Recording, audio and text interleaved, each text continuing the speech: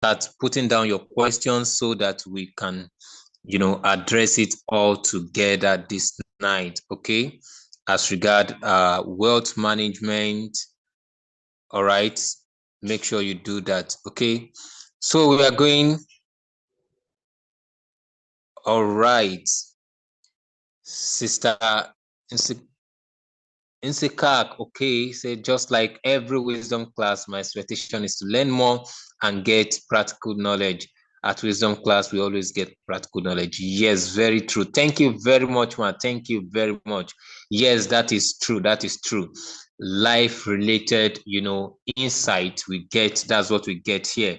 Okay, so everyone, once again, just do good by sharing the link once again on your social media status, as we have Pastor on board very soon, very soon. We are having Pastor coming up very soon. Okay, just go and share on your social media handle so that we can have more people. Let's push it up to 50 tonight. Let's have up to 50 participants tonight. Then we are going to push up. Okay, so let's do that. We are just 20 right now. So you can just, okay, we are 21. So we can do the 50, everyone. We can do the 50. For those who are just coming, just register your presence with your best emoji, okay? Thank you. Okay, Mr. Michael said my expectation for tonight is to learn the practical ways to wealth management because I get to find out I'm so weak in this area and I need to do better. All right, by God's grace, your expectation will be met tonight. Oh, thank you, Mr. Henry. Thank you. All right, thank you. So everyone, once again, go and share the link on your social media and do. If you are just joining, make sure you are not just the partaker of this. Everyone, just go and share on your social media and do. Let's have this figure. Let's have people more here. So let's kick off with 50 tonight. All right. As we have Pastor on board soon, let's kick off with 50. So we are just 21. You too can invite someone tonight. Okay, so please let's quickly do that as fast as we can as we move into, okay, what are our expectations? People are already dropping their expectations. You may want to drop your own too, okay, in the chat box. You may want to drop your own expectations. I want to learn more. My own expectation for tonight's class is I truly want to learn more about wealth management. In my little journey of studying about wealth, one thing we all need to know is if you don't study about something, that means you are not giving much attention to it. So I pay more attention when it comes to the subject of wealth. So I pay more attention to it because I truly want to be wealthy. Okay. So please, one thing you two should do is pay attention to tonight's session as it's going to bless you a lot. All right. So that is one of my own expectations, that I want to learn more about wealth management. I want to learn more about wealth management. We have many rich people, but we have few wealthy people. Okay, so that is there are two different things. You can be rich, but you are not wealthy. Okay, but we are going to learn more a lot from Pastor tonight. Okay. Oh, thank you, Shuko. Honora, thank you so much. All right, so everyone, you can still invite more people. We are just 23 here now. Okay, we are just 23. Let's do more as fast as possible so that we can have Pastor on board soon. All right, I'm so happy about tonight's topic because is one thing I so much love a lot: wealth management. Yes, wealth management.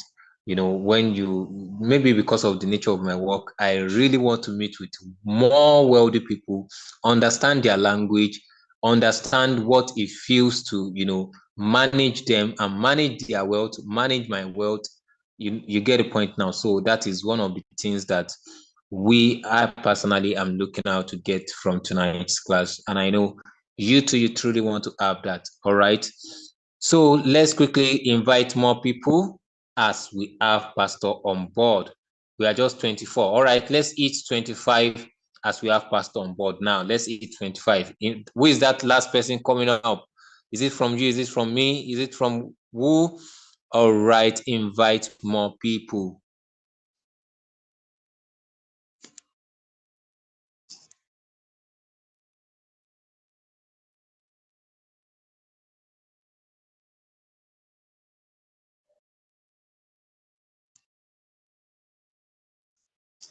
If you send the link on your social media handle or to any of your, WhatsApp page, WhatsApp group, just give me a thumbs up in the chat box. Quickly give me a thumbs up in the chat box. If you already posted it on your social media handle, maybe your WhatsApp status or so, just give me a thumbs up in the chat box.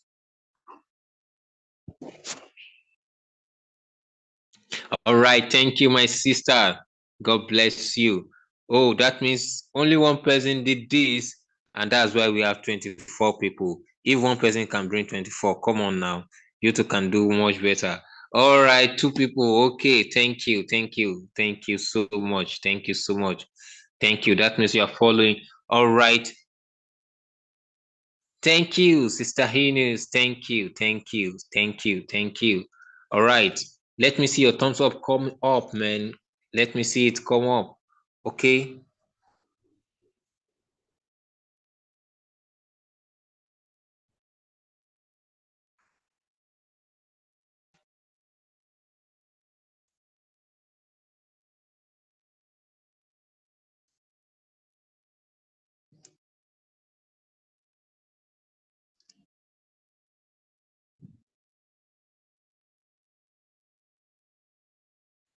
All right. Okay. So in few minutes, in the next 1 minute, we'll be having Pastor on board in the next few seconds. All right. So everyone, I want to encourage us, just as I have my own notepad before me dedicated to the wisdom class. I believe you also have the same thing, or you have your maybe notepad on your phone, or maybe a physical jotter, just like I do here.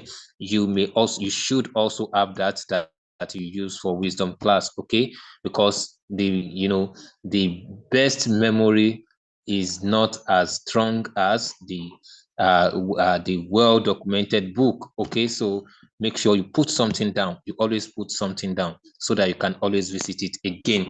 So without much ado, we are going to be having Pastor on board. So let me see your fire emoji if you are very happy to have Pastor on board tonight. Let me see your fire emoji just to welcome him on board. Just to welcome him on board.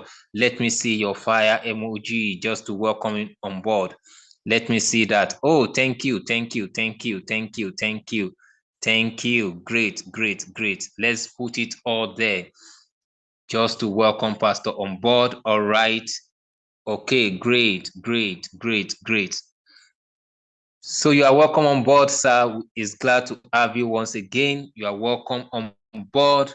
Thank you very much for always showing up for us and imparting us with wisdom every Monday. All right. Thank you very much, Pastor. So it's good to have you on board, sir.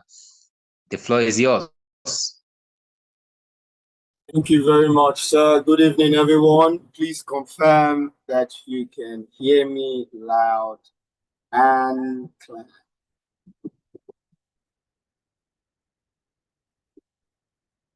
Okay. I need to see. We can hear you, sir. All right. All right. Thank you very much. Thank you. Thank you. Thank you very much. Good evening or good morning if you are not in Nigeria, or good afternoon. Welcome to another session of the wisdom class. It's amazing to know that soon these classes would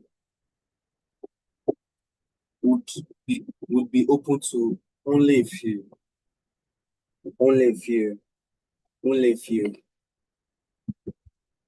because I'm going to understand that knowledge, when valued, would yield good results. Meaning that when you value something, you would put in effort because you have an expectation from that thing. And that's why wisdom class, for me, my expectation for this wisdom class is that I see people who are transformed individually and corporately. When I say corporately, because we have members of members here, and then people from other walks of life. You know, I went to a certain place somewhere in Becca, and I met a young man for the very first time, and I said, "How are you doing, sir?" Someone was introducing us, and he said, "I know you, sir." So I said, "Okay, where do you know me from?" And he said, "Wisdom class." And I was amazed because I never for once would have known, and that's because their names and their are not pictures for everyone here on the call. And it melted my heart to know that somebody I don't even know has joined, listened, and is being blessed. And that's what motivates me, and that's why I'm doing this. That's what gives me the impetus to put in time in reading, putting time in practicing some of the things I would share and then present it to everyone on the call tonight. If you can hear me, okay, thank you, Yanni, thank you, Vanessa, thank you. We're 26, like Mr. Lakon said, let's push for 50 tonight. In 1 minute, whatever group you're on, either the link has been dropped there or not, I want you to tag people and tell them wisdom class has started. In 1 minute, in 1 minute, in 1 minute, in 1 minute. In 1 minute. In 1 minute, all the group chats.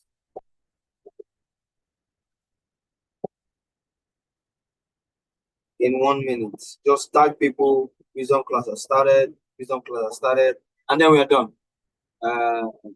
Providing knowledge is not compulsory, it's out of value. So can we just tag people, tag them, say hi, wisdom class has started. Let's join in, let's join in, let's join in, let's join in, let's join in, let's join in, let's join in.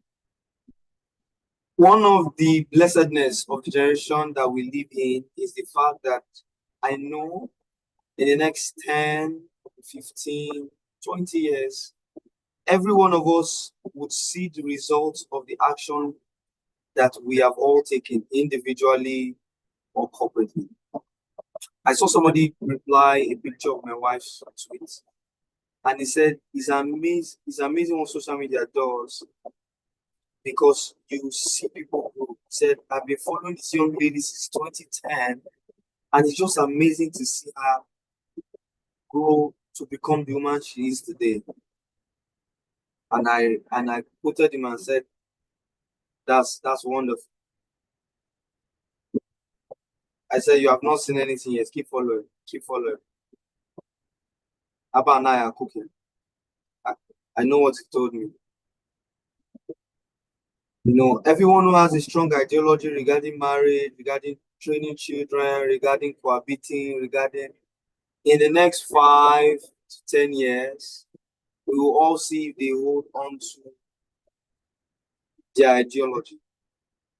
And that's why a lot of times I don't say so much about opinions publicly, except with a few people that I can talk to and give them feedback and tell them why I think this way, and they can also give me feedback. You know, the internet is very amazing. It's an amazing place. But today we are looking at practical strategies for financial literacy, wealth management, and financial independence. One of our lecturers here, Somotolani, has done so much in teaching us for over 2 weeks regarding financial literacy and knowledge. What I'm doing tonight is adding to that knowledge, believing strongly that you are taking action to get better. I'm going to say this, and I hope you guys are listening. So I've been personally doing a study.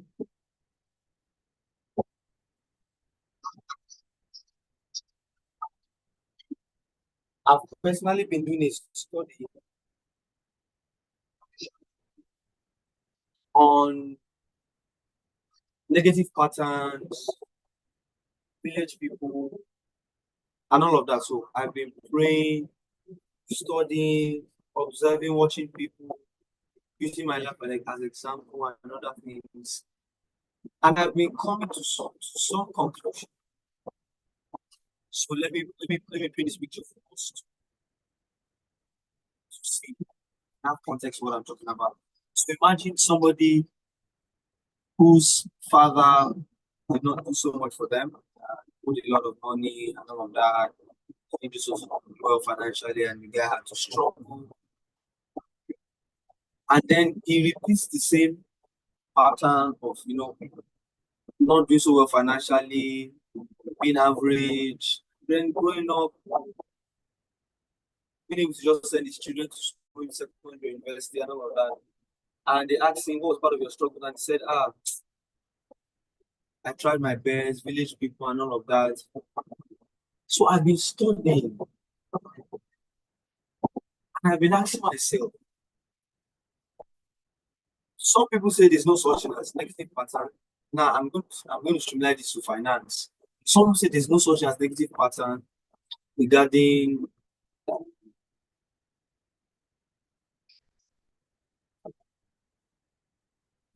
demon spirit, regarding juju, regarding voodoo. While some say there is a thing as negative pattern that there are things like success at the failure at the edge of success, putting in effort, and all of a sudden things scatter. While some people are in the middle.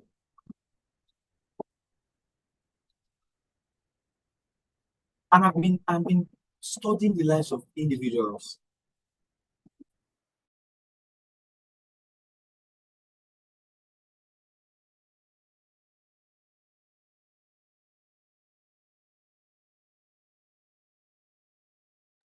Forgive me.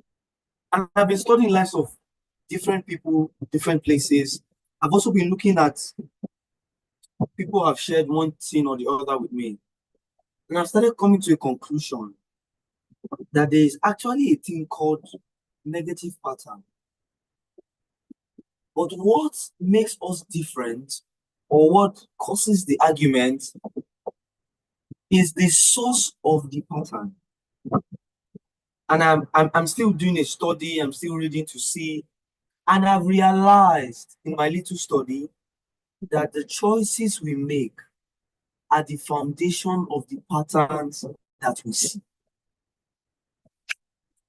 The choices we make, either in marriage, either in finance, either in relationship, in health, or whatever it is, are a result of the realities we experience.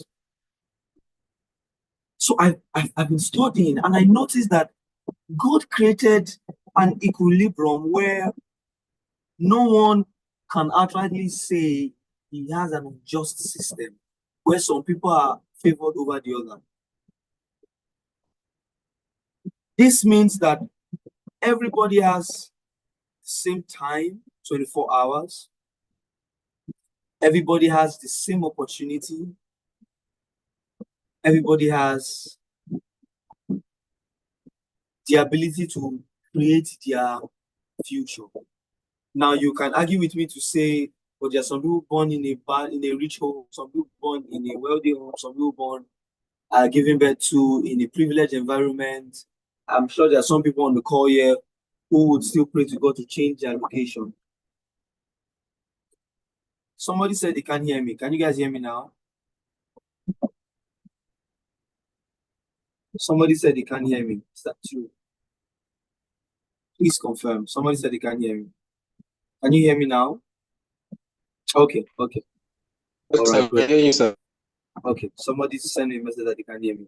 So I sat down and I started asking myself, There are some people who were born in poor backgrounds who eventually became wealthy, and some people born in a not so good background who grew up to become impactful and influential to your world. There are some people who were given birth to in a privileged society, privileged family, privileged circumstance, and their result is not the reality of their birth. Some were given birth with a silver spoon and some were not given birth with a silver spoon. One thing is common among all the set of people is that they made choices that resulted to what they have today. And then I sat again and I started pondering as it relates to finance. And then I started asking myself, there are people, their fathers who do so much, their mothers who do so much, but still result is not there. Same thing with the children, and it continues. And I started noticing that the similar thing among all these individuals is choice and action. Choice and action. A lot of us, or some people, grow up seeing their fathers having just one business. Some people grow up seeing their fathers doing a 9-to-5 till they retire. These experiences that we have a way of shaping our choices, shaping our vision, shaping the way we think and the way we perceive life. And these things inform the decisions that we make. Now, by the help of God, I pastor a church and I have seen patterns real time, real life. This is a wisdom class, but permit me to share a spiritual story. One of our Thursday prophetic prayers, while we're praying, the Lord opened my eyes to see a lady who's from a royal family. And I said, Ma, I see that the ladies in your family marry late. If I remember well, the first sister was over 30 or close to 39, and she's yet to get married. And she said, yes. I said, you are from a royal family. In fact, your dad, please help my memory now. Your dad is, you have a royal name. And she said, yes, sir.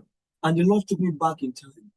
And he said there was one of, the reason why they're experiencing what they're experiencing is that there was one of them who wanted to become a king, and he did that by shedding blood. And in the process of shedding blood, somebody laid a curse, and that curse followed them through in that pattern. And I asked questions, and she said, sir, this is true. And then we prayed and all of that, and God has answered their prayers. So then I sat back, and then I started thinking, what will make effect something that was said hundreds of years ago affect the life of individuals in our present time? So I started looking, started studying, because there's no way something spiritual would not have a physical connection for it to materialize. And I started seeing the choices align with the same pattern. So, for example, individuals like that will start having mindset of saying, permit me, I'm just thinking out loud. I'm putting this foundation so that many of you would see that the strength and the ability to create the future that you want lies first in your hand before any village person or any demonic power. So for somebody like that, someone like that can start having, I'm an independent woman, I don't need a man to succeed, which is actually true. A man or woman, you can succeed by putting in the work. I don't need a man to succeed. Being a married woman does not equate my success. Some of this mindset will start creeping in. It's even possible that some of these people will have friends who maybe have divorced, and they tell them the negative story and they say, nah, I'm not going to get married, and blah, blah, blah. and they actively make choices that align with certain patterns that have happened over time. This happened both in the good side and in the bad side, and it's the same thing that relates with money. There are some of us that grew up in a home where both parents are civil servants and they've lived a relatively average life, and they were okay with it. So they went to private schools, not a lot of ambition here and there, and it was just okay. And because of that, you are not desiring to excel beyond what you are today. I remember some years ago, I was in a discussion with some people, and the guy had left.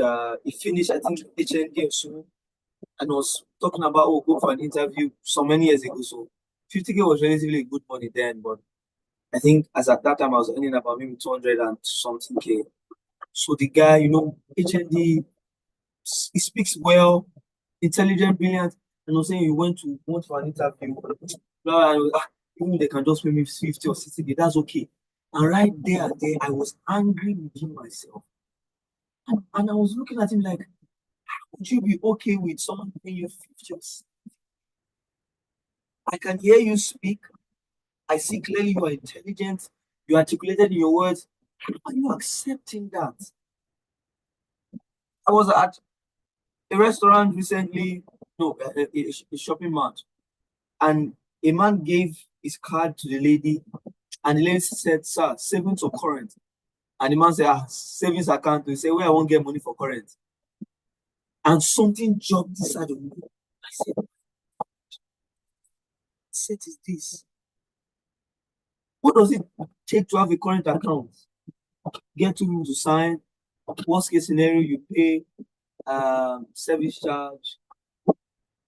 Depending on how much you have in your current account, maybe 1,000, 2,000 extra than the savings account, and all of that. That's depending on the bank.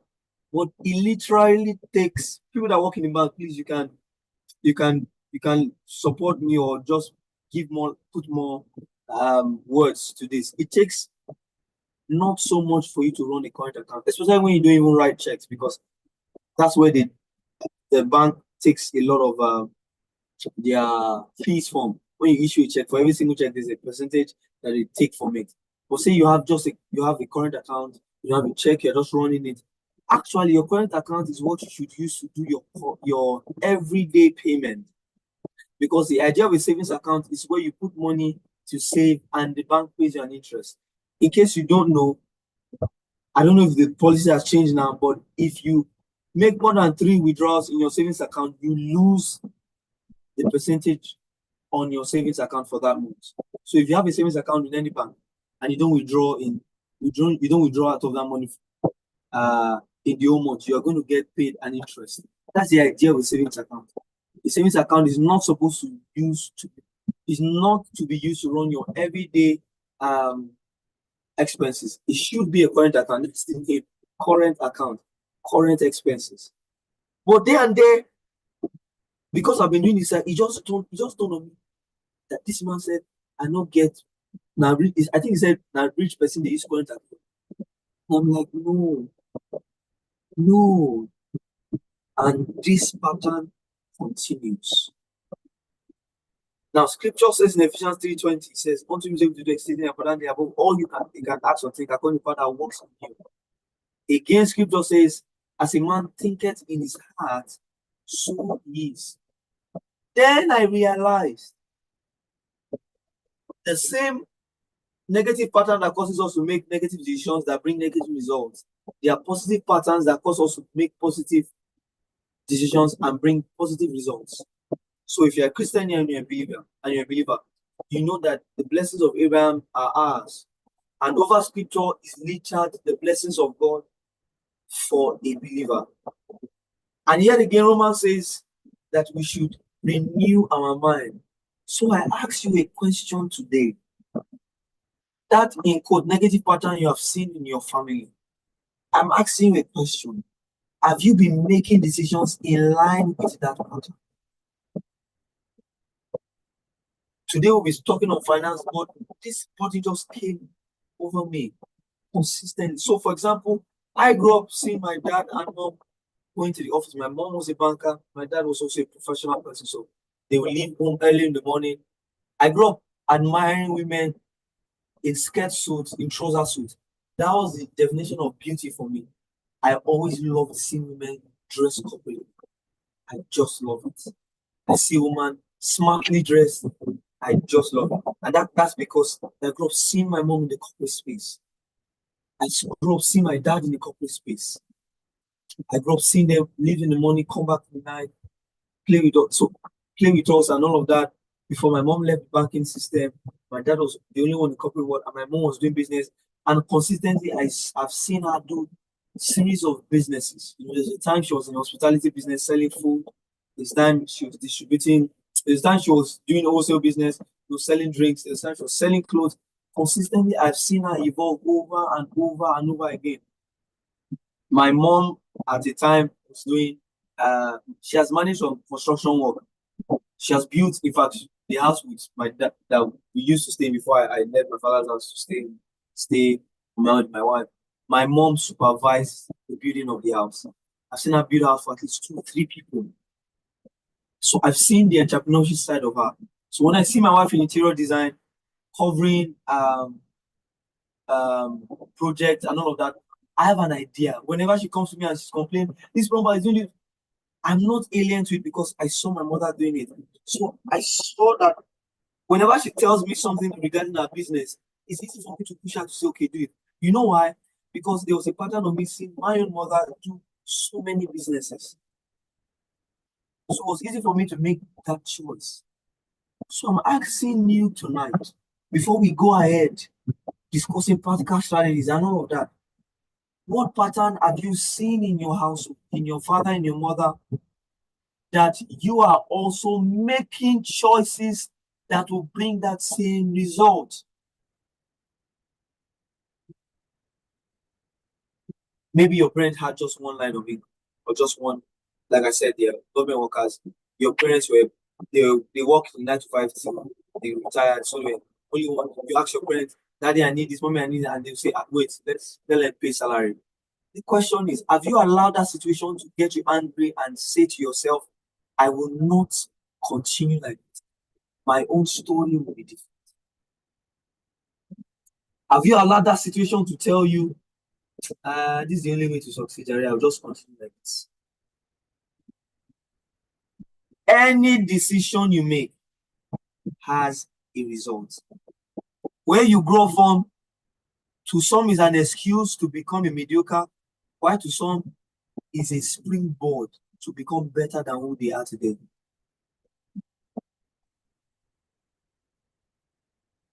There's a burden in my heart for us to be angry at where we are and tell ourselves, I will not continue like this. Because I tell you for a fact, it is what you set your heart to look for that you will find. Tomorrow, I'm going to give you guys an assignment. I want you to Google, excuse me, Toyota Land Cruiser. Oh no. Google Lexus RX 350 2020 model. I want you to Google it and save the picture. I don't know if Zoom can allow us download pictures, but I want someone should type it. Lexus RX 350 2020 model. 2020 model.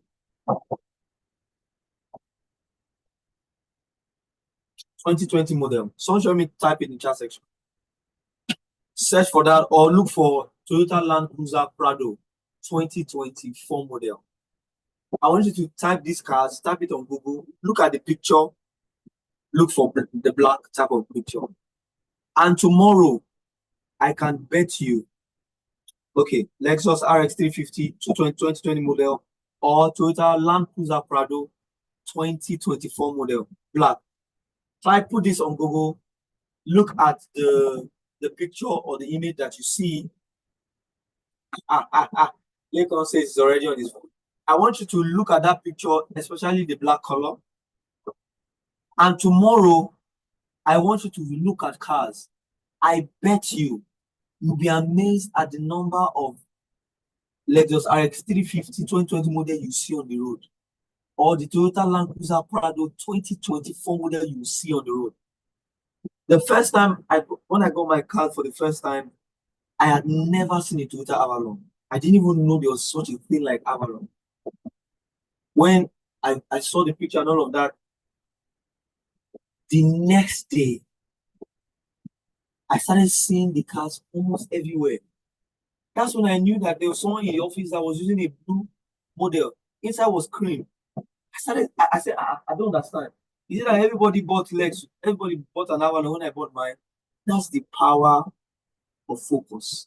That's the power of priority. You will eventually find what you are looking for. You eventually see it. So tonight, if you have it in your mind that you want to be financially independent, you will eventually find it. There are some things that take process. Financial independence is one of that thing. I'm in the process. You are in the process. We are all in this process. So I want to tell you for a fact, don't put yourself under pressure. Don't put yourself under pressure. So the first question I want to ask you tonight, how much is enough?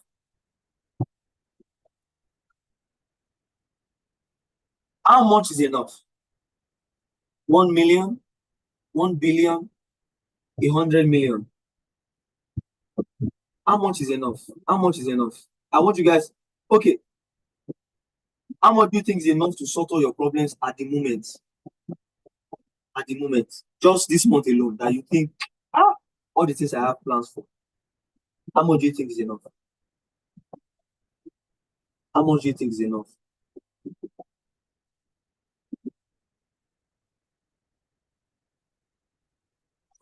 Put it in chat section. Your expenses for this month alone, how much do you think?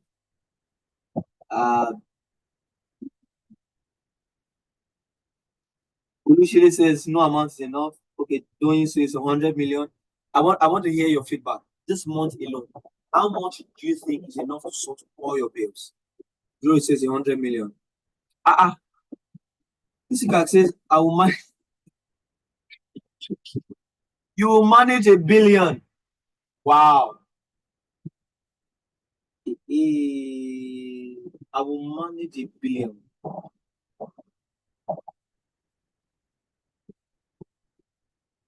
This guy says I will manage 1 billion.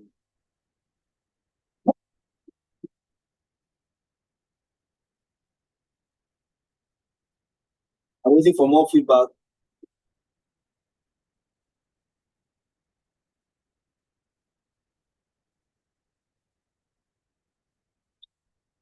Damilola says just 100 million.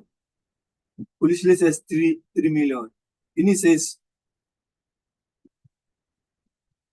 I want you to see my slide. She says 4,000 Canadian cedis. Sorry, Canadian dollars. Yes, Henry, just this month. I mean, says $100 million will $100 million will do. Are you providing for the whole country? Lagos says 250,000 US dollars. Emmanuel says 20 million this month only. Lucky says 700K. That's lucky. Oladi says 1 billion. Somebody basically says I will manage 1 billion. 1 billion, you say manage.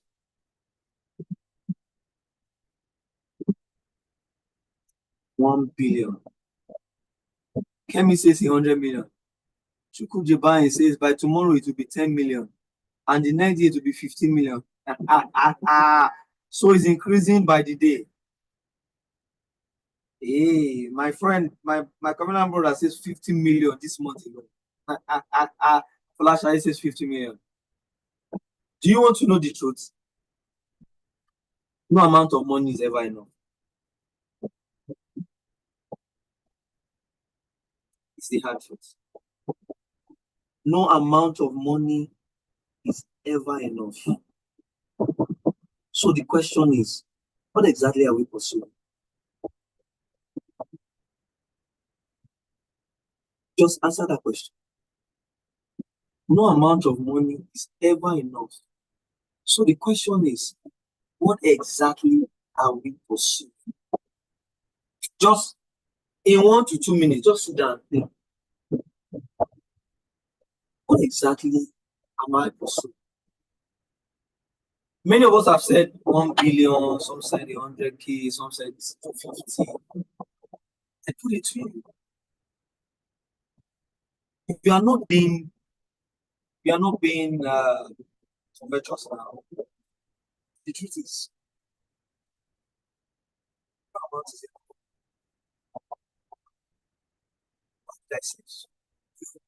I think it's Karl Marx, students, said human want is insatiable. So I've said this before, I'll say it again. Have you noticed that if you used to earn 50,000 before, and all of a sudden you start earning 500K, it will take you only 1 month to realize that the 500K is not enough. Somebody said it. Can you hear me now?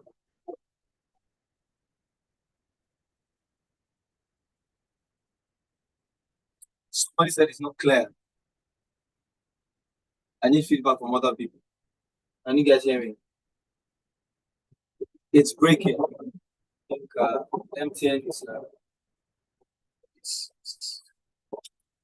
MTN is clear on your end, okay? It's breaking. For some people, it's breaking. For some people, it's not. Let's see. Is it better now? Okay. Okay. I think it's getting better. Okay. Have you realized that if you used to earn 50,000 before and you earn 500,000, it takes just 1 month for you to realize that 500,000 is not enough? Has anybody realized that? Yes. Yes. Do you know why? Because your mind automatically upgrades the moment your finances upgrade. Look at it like this. Their needs, their wants, their desires, all of them are they are on a ladder or on a skyscraper. So imagine 10,000 is step 1, 20,000 is step 2, 30,000 is step 3. Now, say you are earning 50,000. How many steps do you have? Someone says every other month I realize it. So imagine 10,000 is a step and you earn 50,000 in a month. How many steps do you have? I need feedback. 5 steps. Now, when you get to the 5th step, there is a limit to how much your hand can grab. It's a limit to how much you can do. So any desire that is on level 10, you will not be able to afford it. You can't get it. You just have the hard reality that I'm on level 4, the desire in level 10 is out of my reach. The moment you start earning 80,000, you are 2 levels below that level 10. You know what will happen? You realize that you are able to get that. Your desire grows. So say you are earning that 70K or 700K or level 7 for another 2-3 years. You will think that thing in level 10 has died. The moment you earn up to level 10, that desire will come out again and tell you now you can afford it. Because our mind sometimes works like a storage system. You see something, you like it, you store it, your subconscious analyzes based on the information you've been feeding your mind on your income. Can I afford this now? Can I not afford it? No, you cannot. Okay, but I want it. Yes, I'll afford it later. Okay, stored. If no amount of money is enough, and the more you earn, the more you realize you need more, then you ask yourself, what am I running after? Because every one of us go to work because we want to make money. Every one of us go to work, go to our workspace, or go to the client's office, or go to a workshop, or go to our system, go to whatever place serves as your means of income to make money. And the question is, how much is enough?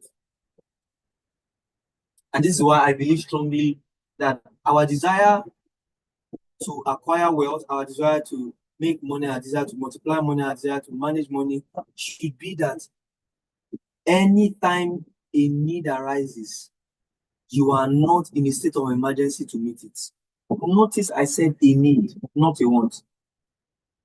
How many of you truly, truly believe that having a car now is actually not a luxury, but a necessity for you?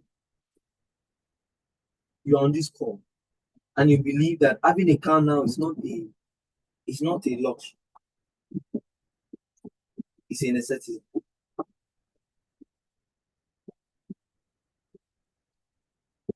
Lucky says, I do believe. Henry says yes. Adedoyin says yes. The truth is, as you grow in life, there are things that are no longer luxury, but they are necessity. And the time comes when those necessity grows into, your income grows into making some necessity a luxury. So a time will come in your life where you can now afford 2, 3 cars. Why? Because you want cars that will serve different purposes. So say I'm traveling long distance, I want a bus that I can have my clothes in it, I can sleep in it, maybe a minivan or space wagon or whatever. If I'm going to a top event, if I'm going to a speaking engagement, or I'm going to a meeting, I want them to know that I am able to manage the 100 million or 500 million or 50 million, whatever it is they want to invest in me or partner with me or give to me to speak. But I just need a simple car to drive around. There's a time, but there's a time in life where something is a necessity and not a luxury. There are many of us here, based on the assignment that we have in our hands, having a car is not a luxury but a necessity. However, a time comes in your life where you go from being in a realm of having something because it's necessary to wanting it because it's a luxury. There's a time for everything. So tonight I'm going to be speaking on some practical strategies and the path to financial independence. I want to say this: financial independence is a journey. For some of us, it will take 5 years, some of us 10 years, some of us 15 years, some 20 years. That's and what do we say about financial independence? It's the ability to live without financial reliance. You don't need anybody, you don't need any institution, you have the ability to meet all your needs, and I mean all your needs. Someone says my voice is low. Is my voice low?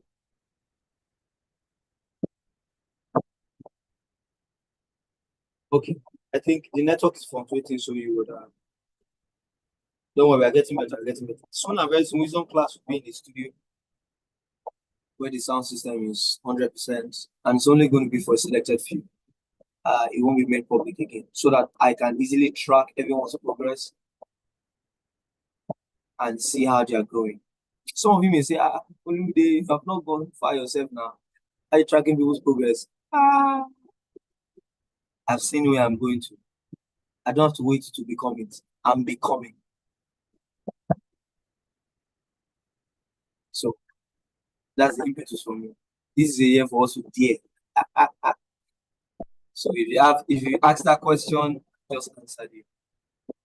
Wealth management is strategies to grow, protect your assets, and financial literacy is understanding financial concepts and terminologies. Now, we need a lot of this financial literacy over and over again. One of our lecturers or our tutors, Sister Motolani, Sila, Fabian George, have done a great measure in teaching us a lot of finances. Most of the videos are on my YouTube page. You can go and check Olumide Yomi-Omolayo on YouTube. You will see some of those recorded sessions. There are several steps and several strategies I'm going to be talking about. And the first thing I want to talk about is understand your financial personality and money perspective. If I may ask, how many of us have seen these 4 money languages: the expressive, the analytical, the amiable, and the driver. How many of you have, if you have seen it, say yes. If you have not seen, heard, or read about it, say no. So that I have a context to how well I can talk about this, explain it, or just spend time here. How many of you have heard about money languages? You know, I know many of you have heard of love language, but it's money language. You've heard of analytical driver. Someone said yes during the research. Pastor said no. Sometimes they said no. No. Chibujibai said no. Kemi says no. Messi said no. Okay. So I may expand on this next week again because of this feedback. But I'm going to try as much as possible because of trying to spend time here. Because the other steps and strategies are something you may be familiar with. You just need to be deliberate about it. So I'm going to lay the foundation on this call. Now there are 4 money languages. There's the expressive, there's the analytical, there's the amiable, and there's the driver. When you can start reading the slide, and then while I explain, you can say, "Oh, I think I'm expressive. Oh, I think I'm analytical. Oh, I think I'm amiable. Oh, I think I'm a driver." By the way, some of you would realize this is who you are now. Some of you realize this is who you used to be. There are some of us, our income will shape us to become a certain way. While some of us have grown up to be like this. Now, some of us are of this character because of the kind of parents we have, because of the kind of person we grew. Sometimes it happens to be because of the environment you grew up in or your personality traits. So the first money perspective or money language I want to talk about are the people who we call the expressive. Now, the expressive enjoys life through spending, valuing social connections. So somebody who's an expressive uses money to enjoy life. So a lot of people that say, if I perish, I perish. People that use words like money now for enjoyment. People that use words like Nino, Lowo, Georgia, no, things like that. They are expressive people. This is their money language. They see money as a means to enjoy life. They see money as a means to acquire memorable experience. They see money as a tool to connect with people. But yeah, let's go. That's why you see some people that will say, let's hang out now, let's go to this eatery, let's go to this park. And you're wondering, can we meet at home and just talk? Now, this expressive, they are not using your money to enjoy they are using their money. So someone may say, I know some guys or some ladies that always say, let's go out. And it's you they will collect money. But no, those ones are not expensive. They are just hungry people. Sorry to say. That they do it consistent. Any spotting, let's go out. Let's go out. Let's go out. Now, if they are spending your money, they are expressive. But if they are spending your money, nah, they ain't expressive, man. They are opportunists. And you need to start finding a way to, separate yourself from that. It's not limited to any gender. So, expressive people are people who use money, their own money, as a way to enjoy life. They enjoy it by spending and valuing social connections. So these are the kind of people that if you come to the city and say, I just landed, say, hey, you are my city, come, let's go out. It's not like they have, not all of them. Sometimes some of these people don't have so much money. This is just their money language. They see money as a tool to enjoy. So people like this will not save, they will not, man, that's not what they do. For them, money is to be spent, man. You hear me, bro? We need to go out and spend this money. So whether they have, they don't have, they see money as a tool to enjoy life. On the day they are suffering, they don't feel sad. Because they'll be like, it's not here. When I have more and be spent, these are expressive. Now, if you're an expressive person here, if you have friends who take you for granted, or if you have opportunities as friends, you're in trouble. Because they will always advise you on the new spots or the new joints. Anyway, so I hear you, bro, pastor, sir. So their people are expressing this is who they are. And if they have, say they have 5,000 naira, that's the only thing they have, they spend it on food. They are like that. If they have 5,000 naira left, if they see somebody selling okpa, they do like this. It's only one day man will die. Papa, Oma, come here. Bring it here. This money is for spending. It's not to suffer. Why are we making money to suffer ourselves? Nah, man, put it down. Let's enjoy. Because that's how they are. Now, the problem with this set of people is they don't save. They might be very optimistic because they believe that money will come. And they say, good mindset. Money always comes, yes, but money has wings, man. That money is going to fly. Him is going to fly away. You need to save that money. Now, the second set of people is I'm doing because I'm here.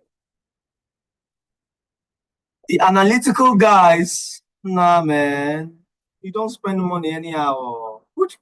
Why are you driving that car? The one you have, is that not enough for you? You are driving a Camry 2005. Now the engine is working away. It's very fast. Why are you buying Land Cruiser? Like, what are you cruising? Are you a pilot? Nah, get out of here. The analytical guys, they focus on perfecting financial system for security. These are the ones that they will say, okay, I'm like this.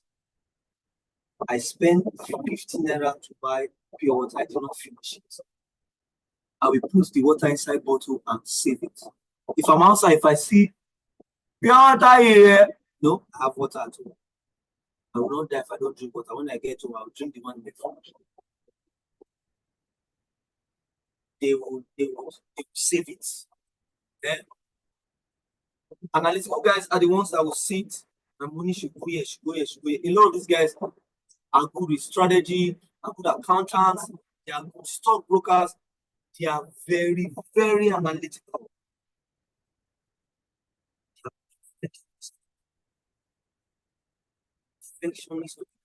Every single money you spend, you must account for it. You must account for it. Don't. Why am I buying another car?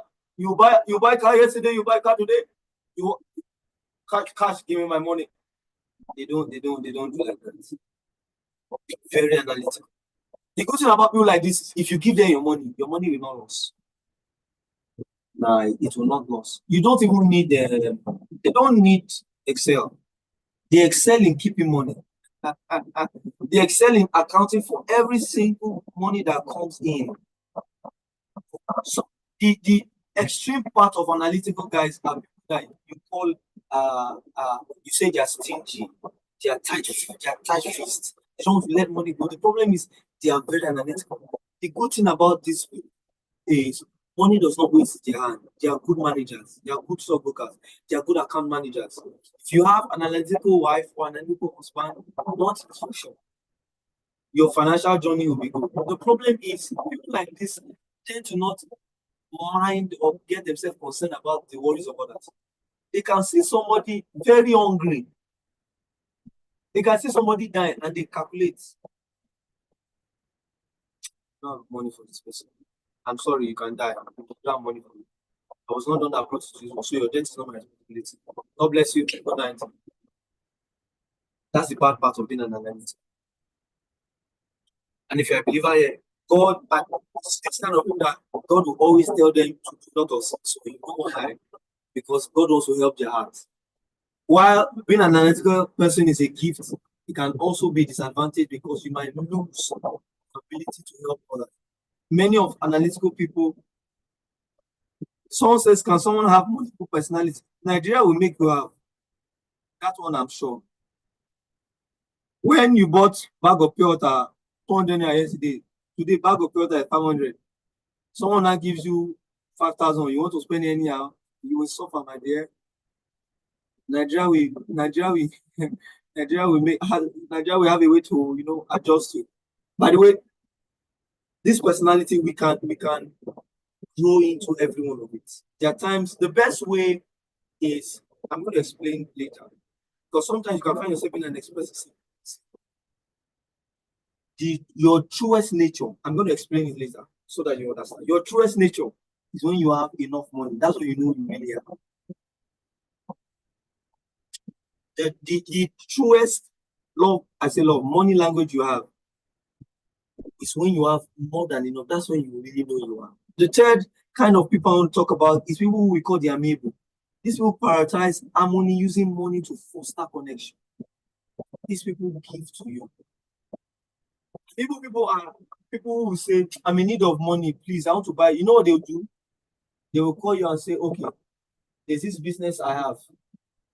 Amiable people are people that if you are in need of money, they will rather refer you to a job.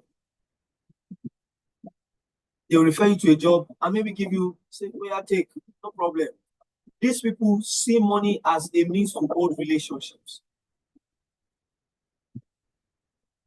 So they want you to be their friend.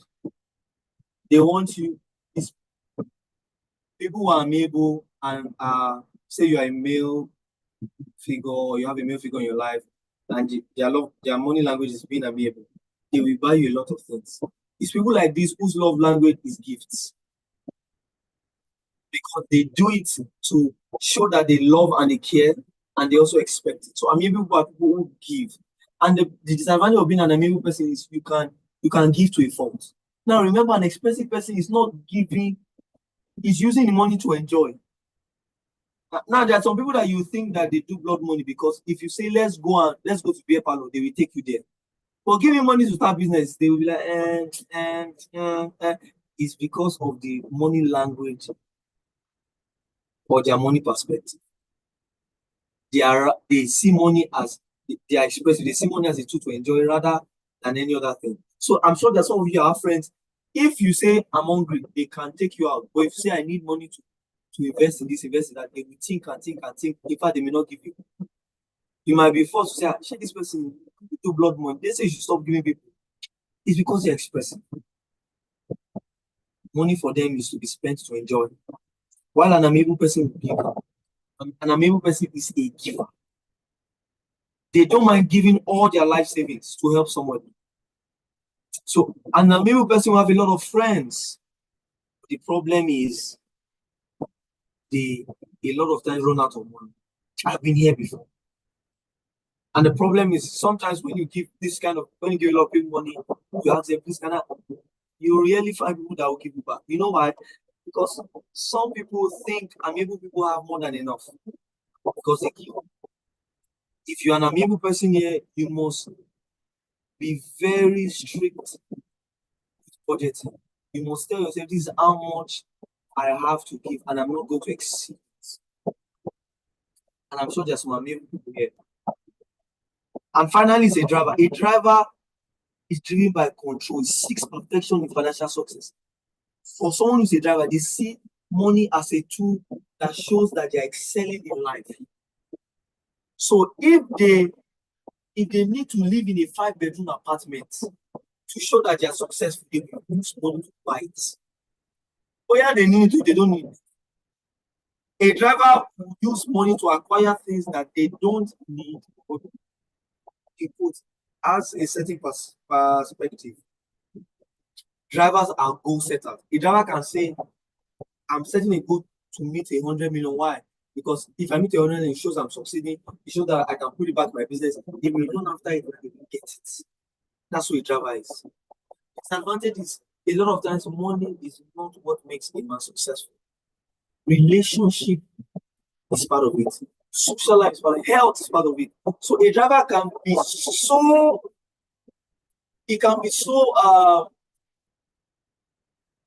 engulfed in the fact that the money is a security for them.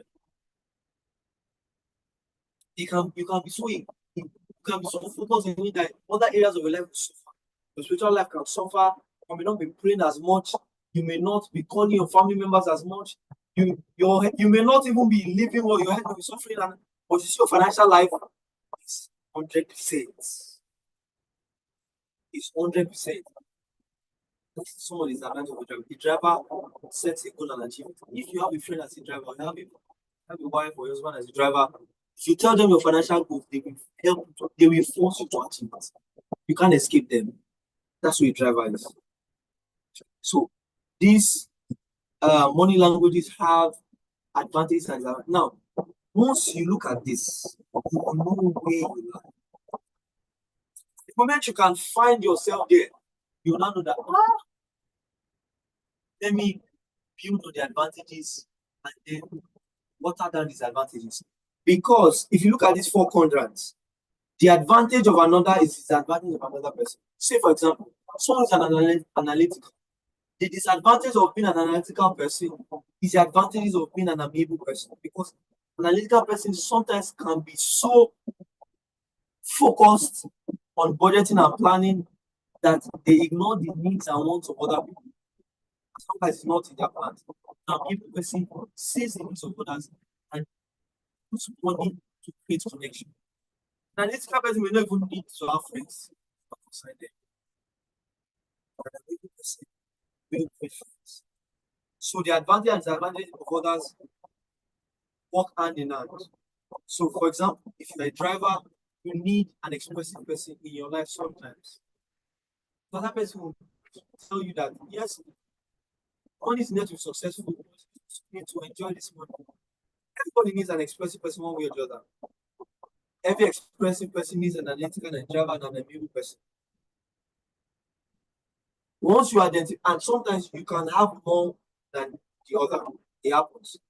And there are times when some of this nature or this language of money will spring up in a time when the circumstance is different. Say, for example, you suddenly hit. Okay, let me ask you a question. If by tomorrow somebody sends you 1 million naira,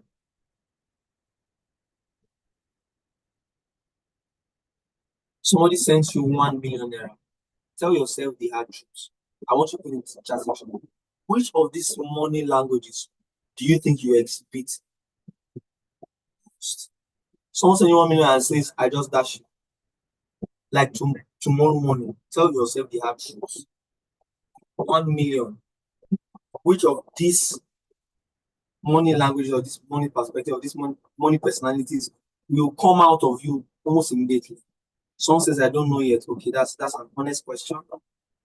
That's an honest answer. Uni says expressive and analytical. Usually Benjamina, I hope I pronounce it well, says driver. Any other person, it will be mixed. Yes, it's okay to be mixed. So, but you can mention. Someone says expressive, analytical. I like that. Someone says analytic. Someone says expressive and driver. Someone says expressive and amiable. Yes, there's some of you who the first thing that comes to mind is, I've been wanting to help this person. Let me help. Then you say, let me not enjoy myself. Then when the money is about to finish, you don't remember how much I should save. The later part comes in. Why? For some of you, if you're a driver, the money comes, be like, yes, that's it. I'm going to rent this office space. I'm going to buy this Instagram account to show that and this and that and all of that. Expert analytical, amiable, okay. The reason why I ask this is so that I know that you have a sense of understanding. What you can also do is you can write these traits down and read more about it. Read the advantages and disadvantages. This is something you should also learn in counseling. You see, the analytical and amiable people work well together. The expressive, in fact, all of these traits work well. Now, it's very dangerous if you are an expressive person and your wife is also expressive.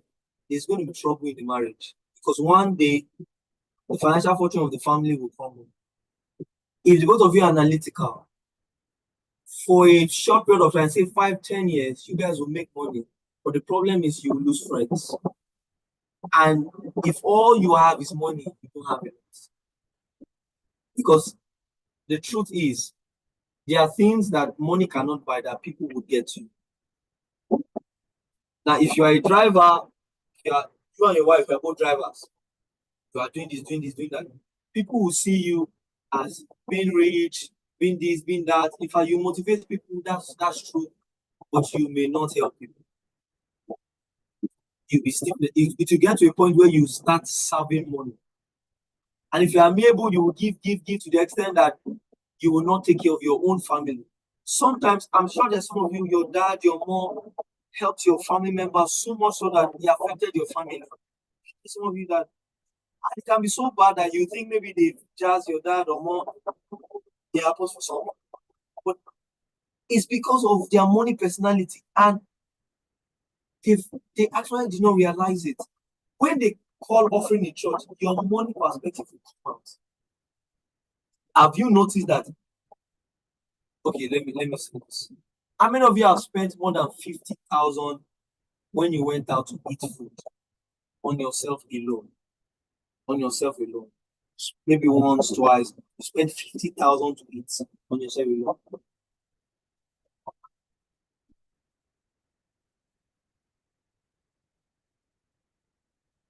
Someone says, not me.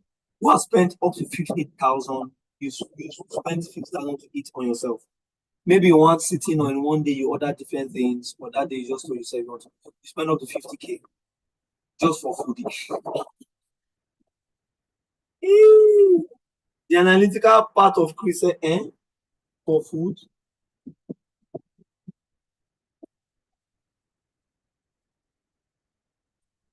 Was sorry to eat what exactly? Food now. Nobody has spent 50K. Wow.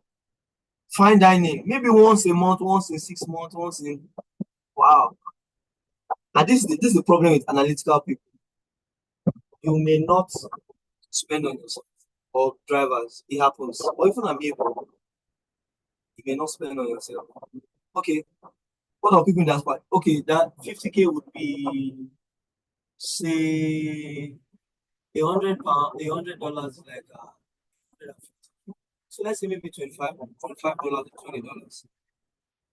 People says not in one city. Yes. Fine dining, I think that's good. Diaspora, maybe you spend 20 to 30,000, 30 US dollars, or 20 to 30 Canadian dollars. Okay, good. Now let me ask you a question. For those of you that have said yes, someone said not one city is okay. What Shili says about first me, okay, fine. First, fine dining is expensive, yes. Okay. Sometimes the menu will be expensive, birthday or special occasion, yes. Vanilla said, all right, yes.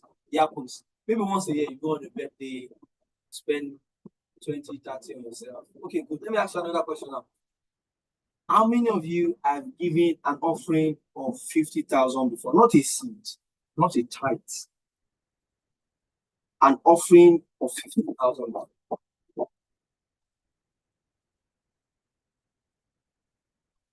How many?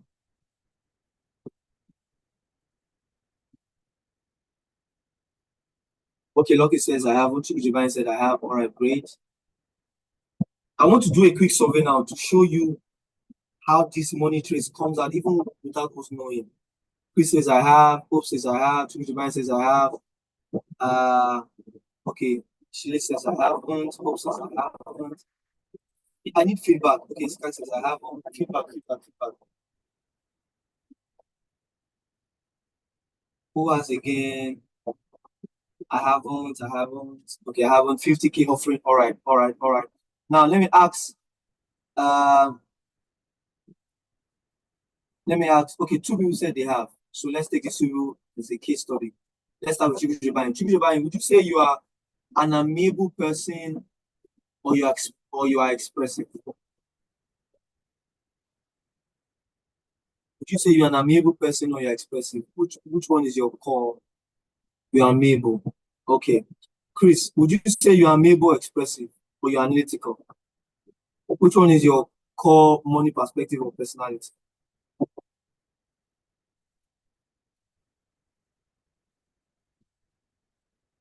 Analytical, who is led by the spirit. Okay. Now, the reason why I ask this question is now an amiable person will not find it hard to give an offering of that kind. Now, an expressive person can, buy, can go for a dining of 50K and all, but we may not give that kind of money as often. A driver can go because for a driver, they see money as a control, they seek perfection in financial success. And one of the things that they do to also show that is go to high-end places to show people that yeah, this is why I can come here because I have money. I'm successful enough to afford this. But if doing something that will not give them that brand perception or personal branding of being successful financially, they may not want to do it. Now, he said analytics is led by the yes. Remember, I said initially that analytic may not want to do a lot of giving because they are investing driven, savings driven, strategy driven, and all of that. But when they are led by the spirits, a lot of time God will cause them to give because He wants to help them create a balance. And for many of you that said, I haven't, it's very possible that you are under the driver analytic or expressive side. Because if you are very amiable, if your money perspective is amiable, you would have one way or the other done that. You know why? Because you would have seen a need or heard a word and you're like, let me do this.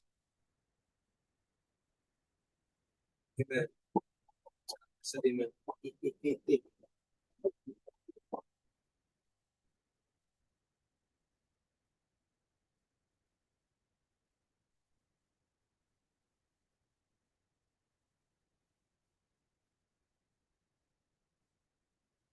Okay, so when you understand your money perspective, your money personality, your money character, it begins to inform your decision. And it's important, this is the first level to financial freedom, first level to financial independence, first level to money management, financial literacy. Know your money personality, know your money perspective, know who you are, know the advantages, know the disadvantages. When you're relating with people, as a manager, if you have to deal with money, if you have people in your team, an analytic person is someone that you should give money to manage. The analytic person is the person that should be the treasurer. Analytic person, someone who is analytic to the core. See, they can have their own personal needs. They can be suffering. But say they should spend that money on themselves without putting the money in savings or structure, or they will not spend on themselves. An analytic person can naturally find it easy to be financial, to have financial integrity. Same with a driver. You see, an amiable person will do it under emotion, not like they are stingy. But you see the expensive side, these are the ones that can have Ojukoko. So this can also help you to, give people work, give people position. You are a financial treasurer, you are a welfare person, you are an analytical person, you are a driver.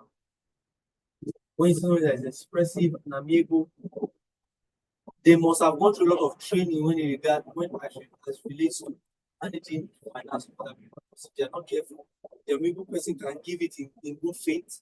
This person needs it, but the expensive person will spend it with the mindset of money is for spending. Now, the next step, I've done a lot of explanation here, so the next ones I won't do so much. The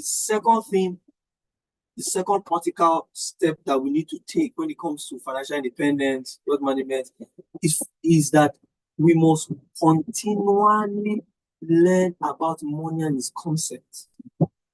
It's a circle of continuous financial learning that we must do. Somebody said, what's the best combo for couple? The best combo is always have the opposites. Now, there are people who marry. So for me, I will share my experience. I'm an analytical person when it comes to money. My wife is amiable. My wife's giving grace is more than mine. I have said it a million times. Even while we're single, her giving grace is more than mine. She challenged my giving. I saw my wife give. So I'm saying it now, I'm missing now. Yeah.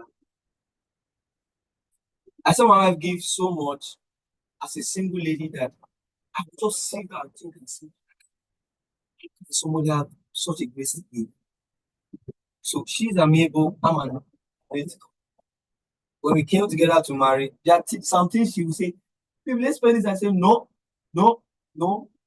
At a point, she started saying that it's like, "These guys, are you stingy? What's going on with you?" And just like Chris said, I had to start, the Holy Spirit started helping me. And how did you do it? For me, my mom is amiable to me. If we have half bag of rice, if you have one bucket of rice, my mommy can give half. Daddy always asks why. So growing up, I used to think my mom is a giver, my dad is a tight fist. I did not know that he was analytical. My dad is analytical and also a driver. He's analytical and a driver. So he has little traits of being amiable, little traits of being expressive. So I cannot actually say these only traits are the best, but a lot of times I've seen the expressive and the driver jump together. What's best is that the husband and the wife have two different money perspectives so that there's a balance. One will caution the other, and the other will caution the other. That's why scripture says, wife submit, husband love. So, for example, imagine a man is an analytic. Remember, I said one of the advantages of being an analytical person is someone says, "See me, I thought my dad was an alcoholic while growing up." Knowledge is powerful. If you, with what I've taught you, sit down and put your parents, like, my mom was analytical. No wonder if my dad, if we are going out, we don't like going out with my mom, we will go out with my dad because we know when we go out, daddy can buy everything for us because your dad is expressive, because your dad is amiable. Why for some of you, you tell your dad, "Dad, I need to pay, I need to buy this textbook." They will not waste time, they will buy it. "Dad, I need to study for this, you pay for it." That is issue, you cannot answer you. How is this? Because dad is a driver, your mom is a driver. So a lot of times having the opposite trait is what's best. So I started telling my wife, "Babe, giving is good, we have to give to budget and all of that." I also had to increase my giving. She had to learn for me to give strategically in a way where you don't suffer. Because there are times when you're not giving, and we're in a position where we're like, okay, it's like we have given more than we should give. So when it comes to marriage, I advise that husband and wife have, it's good that they have different nature. And even when they have different nature regarding to money, they also learn from the other. Because let me tell you, you can be an expensive person. As you keep growing and demands are coming, you notice you need to be more analytical with your money. A time can come, you'll be more analytical, and you notice that there's a level in your 40s or 50s, you need to get more people in your circle. So what do? A friend's wife is doing name ceremony, you go there, you give them money. You may not want to, but you know why you're doing that, you are creating relationship. There are times where you begin to learn from different. The second thing I want to tell us is you cannot learn about money in 1 week alone and use that to live your life for the whole year. No, you have to constantly keep learning about money.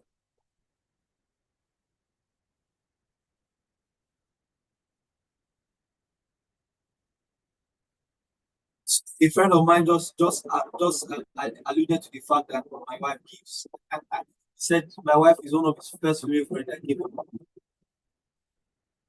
You know, this is important. So, you know the nature of your friend. I have friends who are neighbor. I know that if you ask them, they will give me. So what do I do?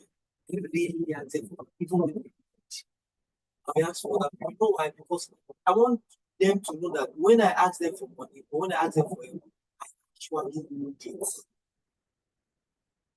And their friends that are analytical, before they give more like this, hey, I'm using me so that it's easy for you to understand. I will say story. Sometimes I will ask from such a person why, because I want to validate the reason for asking. And someone who's expressive, it's good to have expressive friends, because sometimes you will not have money to eat. But you have that friend who has money and loves to use money to enjoy. So once in a while, they might enjoy. So learn your own. So you can have brothers, family members, and all of that. Say, I must say this: if you marry a man who's amiable, everybody's family knows he's amiable, and then you're an analytical person, you're a driver. He will be choking your body when he's spending for family. You need to pray to God to teach him how to now manage his money. Because the problem is, when amiable men get married to analytical women or drivers, and the wife is not saying, you cannot spend this, the family members will start seeing the wife as a negative influence. See, guys, a lot of the things that we struggle with, if we sit down, put our brain to work, you will see that there's a solution to things. So someone will say, you don't marry with you. It's an age. And this is one of the things that counseling will do. So a balance has to come. So for someone who's analytical, for example, like for me, very analytical before I got married. Very, because at times I've been in situations where I will say this story just to encourage you. There was a time in school where I didn't have so much money, and I learned this from my dad. Integrity. If I ask you for help, just know that maybe God allowed me to. I had to unlearn that character because it got so bad that even my wife, it will take time for me to ask, babe, I'll forgive if I pay them. It's until I saw an understanding of money and saw how she understands, and she knows that I'm not if you don't spend enough. If I could open up to say, okay, babe, give me this, I'll give it back, give me this, I'll give it back, none of that. So you have to create a balance, and it's needed for everyone here. You're working with somebody, you are doing this, you are doing that. Know your trait, know the traits of the person you're with. So please don't invite us, so I'll jump that. Read books, listen to experts, attend seminars, follow economic news, ask financial questions, and continue this circle over and over and over again. You can never know so much about money. In fact, you don't know enough. You need to keep learning. If Sister Motolani says she has another particular class again, I will join. Even though I know the foundation of the things you teach, I will still join again to learn. I will still learn and learn. Read books, watch economic. Oh, they say NPR rate have increased. What does that mean? Waiting be NPR, waiting be CRR, waiting be this, waiting be that. It's funny how, as a chartered banker, there are some of these things I've forgotten. And these were the things that I learned, I crammed, studied, and I was working with.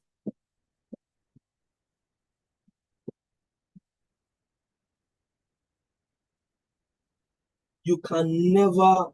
Someone send me a message now. You can never have too much knowledge of money. And see, believers, please, I want to tell you this. When you learn about money, money will always be in your head and not in your heart.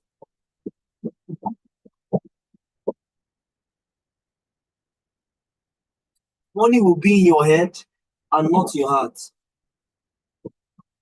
You would be receiving ideas and strategies to make money, and you will not run after money because that's your answer.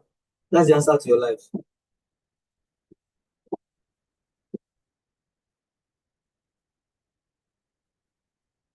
Learn about money. The more you learn about money, you will start seeing opportunities. I don't want to say so much, but please never stop learning. This is another strategy for financial independence. You keep growing. Continue learning. Some of you've attended financial class once in a year, you think that's enough. I'm sorry, it's not. You might say, oh, they are all saying the same thing. Yes, they are saying the same thing. We are not yet seeing, hallelujah. Until you have evidence to show you have a sufficient knowledge, keep learning. The other thing I want to say is avoid unhealthy financial comparison. Don't compete with the Johnsons.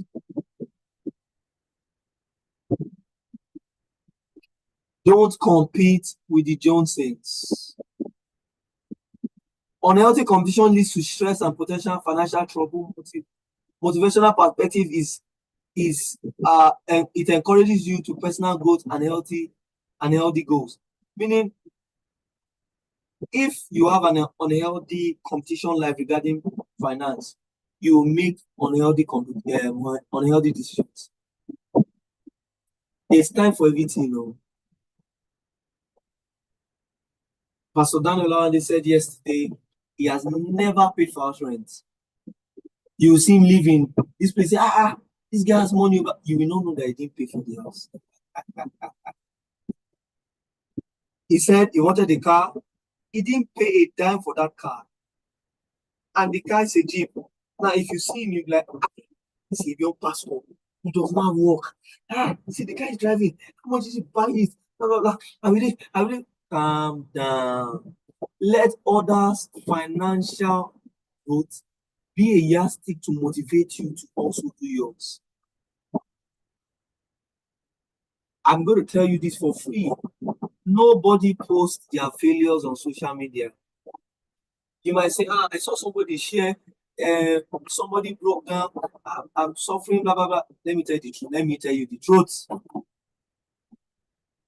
A natural man or woman will not post vulnerable parts of their life for others to see, except loved ones. Why? Because they want them to help them. The moment somebody posts an information online that you think is vulnerable, they have a desire they want to achieve. They want to use that emotion that they share to get a result from you, for myself. Check it. Anybody that posts a very sensitive information outside, they have an hidden motive for doing it. Either they want to buy your attention, either they want to buy your sympathy for whatever it is. But someone will not genuinely put up their failures outside for you to mock them. Now, what does this mean? It means that if you see somebody excelling, that's what they want you to see.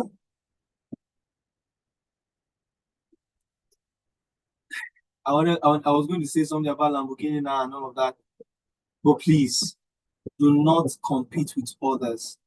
See, guys, there are some people that were born with silver spoon that you don't know. When I was in 400 level, one of my roommates, he later moved to another room. His father was one-time governorship aspirant of Kwara State. He was my roommate. He was sleeping in front of me like this. Before he moved to another room. His father, as at when we were in the same room, his father was a current governorship aspirant of Kwara State. I think it was PDP or something. When I was NYC, there was a guy that were in the same room. I still remember. He wears glasses now. If I see him, I can't even remember.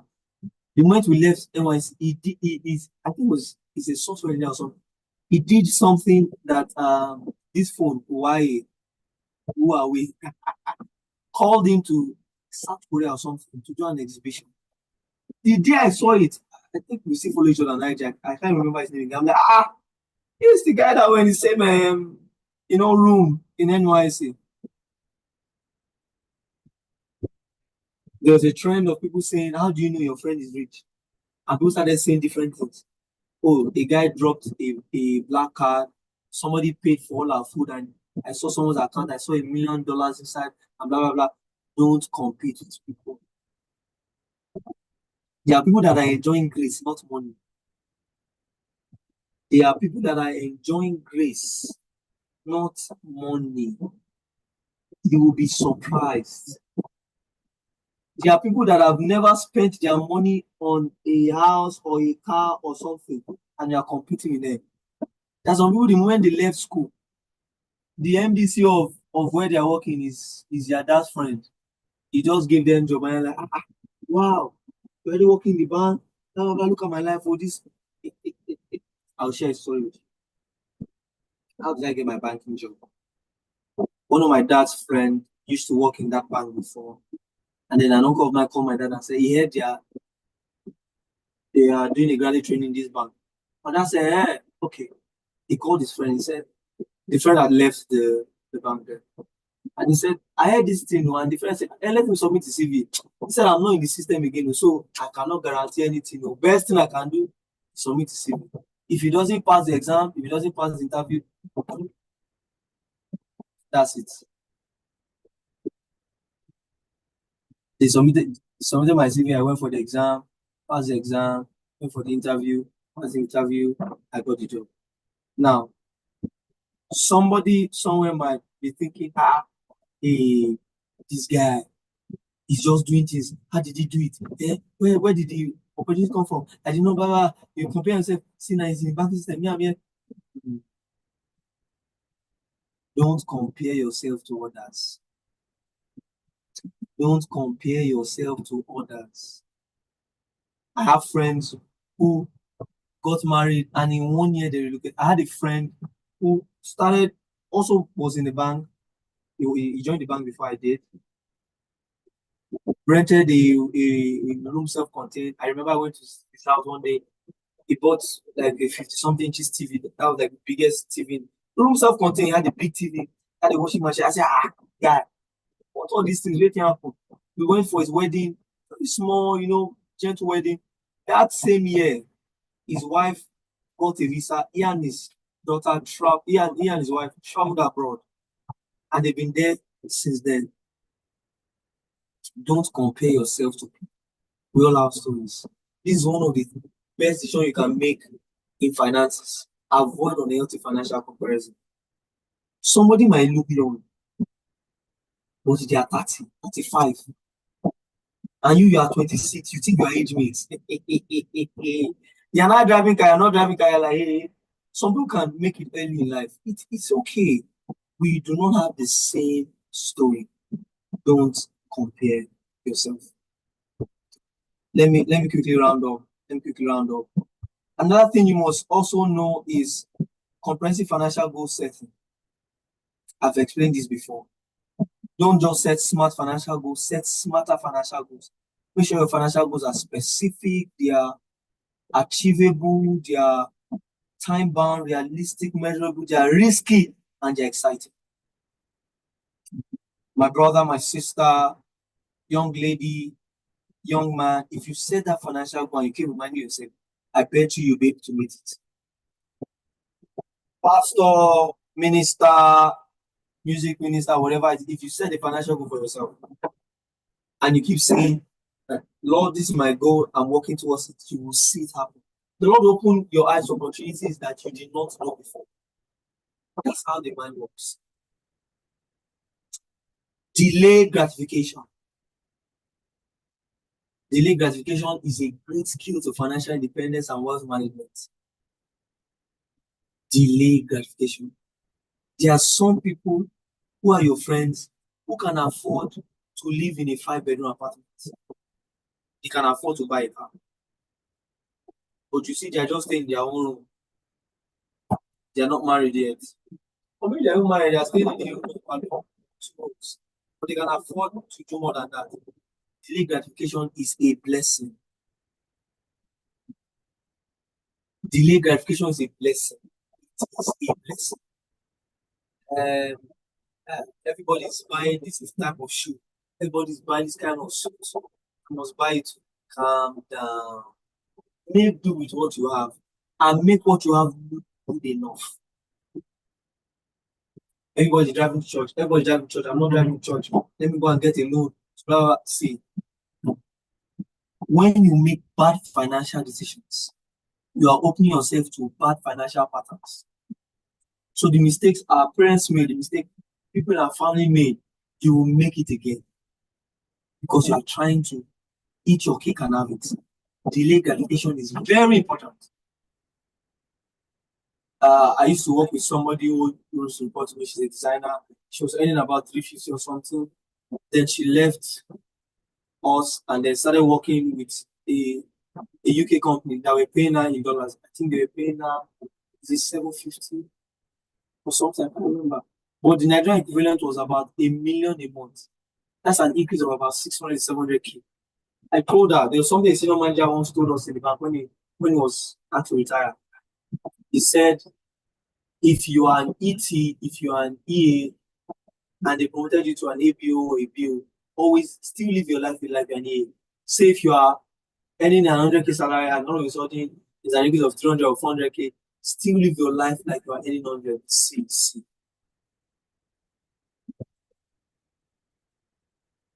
Everybody is trying to ensure they have a good life. Nobody's really paying attention to you in that way you are thinking of it. Yes, people see what you do. What you do gives their perception. But nobody leaves their goals, their desires to focus on your own life so much so that they want to monitor everything you are doing. You are not too important to people's life. You are only important to your life. Ensure that you are good to you first before you are to others. And then finally, identify your financial goals, create your budget, receive your income, allocate resources, align your spendings with your goals. In summary, always budget before you earn. Before that money comes, write your budget. How many of you have noticed that when you are broke, you know all the things you need to use money for? But the moment the money comes, you can't remember again. How many of you remember? How many of you can relate to this?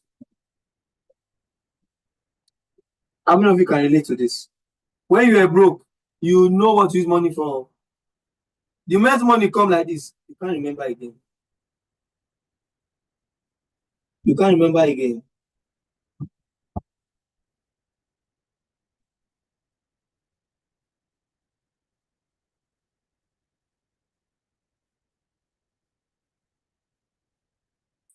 Wait, this is my table. Glory says I can. Okay, says yes. So Kemi says I can relate. You know why? It's because you don't budget before the money. See, you are most creative when it comes to managing money when the money has not come. Your brain is over calculating because that's how the mind is. The moment surplus comes, the mind adjusts to it again. It now submits your wants and reduces your needs. When you don't have enough money, your needs are clear to you. When you see shawarma here, you're like, shawarma, shawarma. I don't even have money to eat very well. The moment you have money, shawarma will enter your head. You're like, it's not bad though. I remember this month or so. The moment an inflow came, the first that came to my eyes, and I need astroturf. There's a competition that's coming soon. Don't I need another so that I'm using 2 today? I just told myself, Olumide, give yourself sense. The moment I did my budget and put money everywhere, I just know that there was no budget to buy that boot. And I started asking myself, why did I think I had money to buy the boot? Budget before the money comes. Budget before the money comes. Budget before the money comes. You are not too disciplined when it comes to money like that. The discipline is for you to budget before the money comes. When you identify your goals, you create your budget, you receive your income, you allocate the resources, you align spending with your goals. Shikina, start living at this level. When people ask you for money and you tell them, I don't have, God and you know that you genuinely don't have to do. If the person see you as a bad person, praise God. And then finally, who are you when money comes? This is the part that I said I was going to talk about. This is the part where you now know your real self. The real you about money comes alive when money comes to your hand. So the question is, when you have money, are you a spender? Are you an investor? Are you a giver? Are you a saver? Whatever character you exhibit is still aligns back to that very first money personality. If you are an amiable person, you are a analytical, you are expressive, or you are a driver. I want you to answer the question. Say, tell yourself the truth. This month, this March, when money enter your hand, what was the first thing you did? Did you spend? Did you invest? Did you keep? Did you save? Did you spend? Did you invest? Did you keep? Did you save?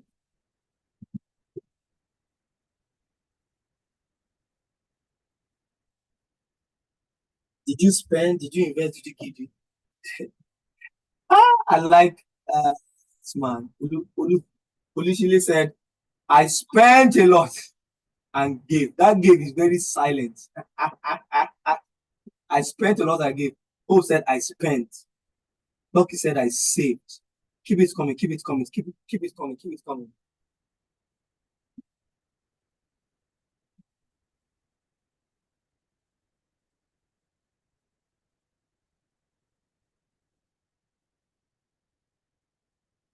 Keep it coming. Oluwakemi Felicia said, I spent to. Yay.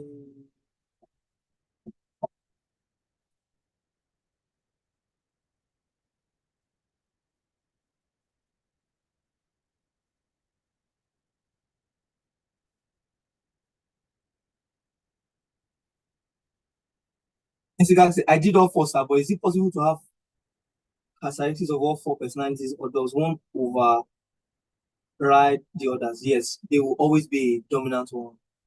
Some says invest and give what I already intended and planned. That's good.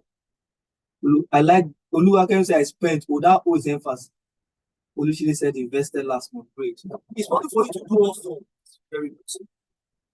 But the one you do first is an indicator of your true self. So there's a part of you that will come natural. There's a part of you that will come after you've done the natural. There's a part of you that will come after based on your circumstance. And then there's a part of you that will come based on what you've learned. So say for example, you are a natural saver. What's what you just save. You don't do anything. But now you are learning that saving is not enough. So the investment part of you comes because you've learned. After you save, say for example, after you save, you give, you spend. The first part is your natural part. The second one is second natural instinct. Say after you save, the next thing is you give because you've saved enough for yourself. You now want to give other people. You invest because you learned. Then the last part is you spend. So short term spending is the least thing that you like to do. The primary thing for you to buy some people. You might money come like they're like, let me give you a money. If that's the first thing to do, then I'm able person. They will always be one that will write others. They'll be one that is predominant. However, as you grow, it can evolve. As you grow, it can evolve. That immediately money comes, the first thing you're thinking of is investment. Yes, it is good. As you grow, you can evolve. But our advice, before you do all of this, ensure you always have a budget.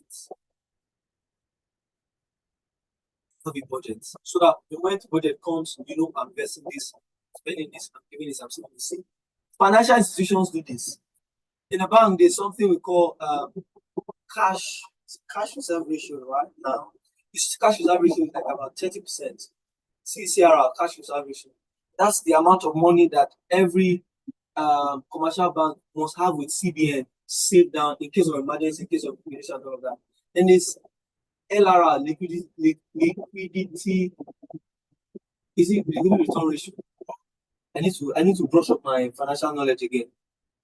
This is the amount of money you must have saved for running costs, meaning that in any bank, in any branch, say you have 10 million, a customer should not need to run about 9 or 9.5 million naira, and you are left with 500k. No, that's not good. You must have, I think LRR is like 50%. You must have that amount of money. So if all your customers have 10 million naira with you must have at least say it's 50%. You must have at least about another 15 million with you. So that if customers are withdrawing, they have money to save to give down to work for you. That's how banks or their financial intermediaries they use this model. You can use the overnight. This is the amount of money I must have in my savings. This is the amount of money I must have in my investment. This amount of money I can give. This amount of money I can spend. And then finally, budget and save. This we've said over and over again.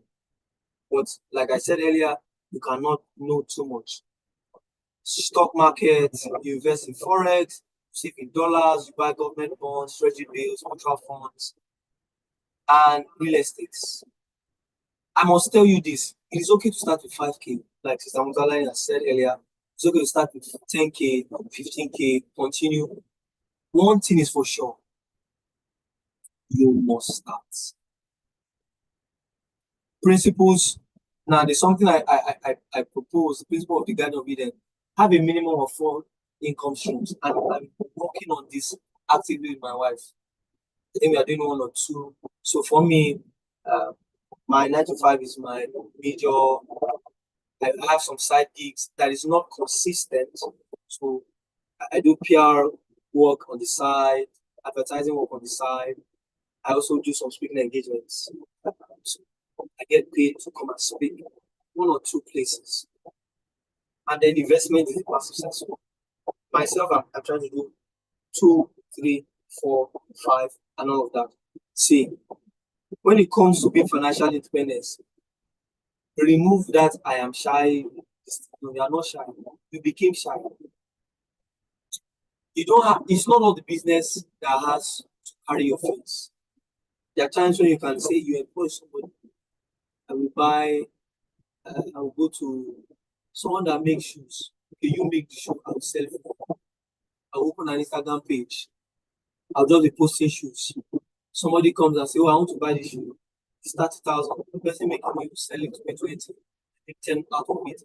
The only thing I have to do is be an intermediary. That's a third income. You might have a 9 to 5, then later on you employ somebody who will also use your own business as their own third or fourth stream of income. Your person has to spend time on it. Maybe pay the person 50K a month, 60K a month, or 40K a month. Because that person is doing many, that your 40K or 20K is just adding. What is the person helping you to do? Post pictures of the shoes with caption and answer the DM. They send the money to you, you know, and all of that. See, this is not hard. I'm learning it. I learned the hard way. It's actually not hard. Just start something little by little. Income 1 is your primary source. Income 2 is additional revenue source. 3 is supplementary. 4 is a further financial contribution. You can invest in something. You can search online. You know, I don't want to say so much, but one of the things we've learned is there are social media pages that get paid that you don't have to show your face. AI is yours. AI is it's a wonderful tool to help you. So have at least 4 stream of income. At least. When I say 4 stream, it's possible that one income is the only thing that is bringing you constant inflow. The other 2, maybe 1 month, 2 months, 3 months, 4 months, or weeks. Continue until it gravitates to days, until it gravitates to weeks, months. That you are getting monthly, weekly, or daily. I myself am pushing to this. So I'm not teaching something that my wife and I are not actively trying to do. Looking at what we're learning. Hey, what can you do? What can I do? Okay, this and there are some things that you are doing strictly because you want to make money. Why there are some things you are doing because of passion? Speaking for me is passion. Although there's going to be a money part of it, but I'm establishing a foundational level. I'm doing something so much so that a day will come when I tell you, I've gained more knowledge than I have now. I've gained more expertise. I've invested in knowledge. And I'll tell you, pay me 100K to come and learn, pay me 200, pay me 500, pay me 1 million. And there are some of you on this code that will know that the knowledge I will get is valuable enough for me to pay this. I'll get to that point. That's why I'm investing in doing this. And then finally, the most important thing for you to do is start now. Start now. Don't wait. Don't wait. You are a copper, you need 30K. Start with your 30K. If it is 500 now, you are say saving or investing. Remember, I said don't compare yourself. What you start when you are little is what you continue when you are big.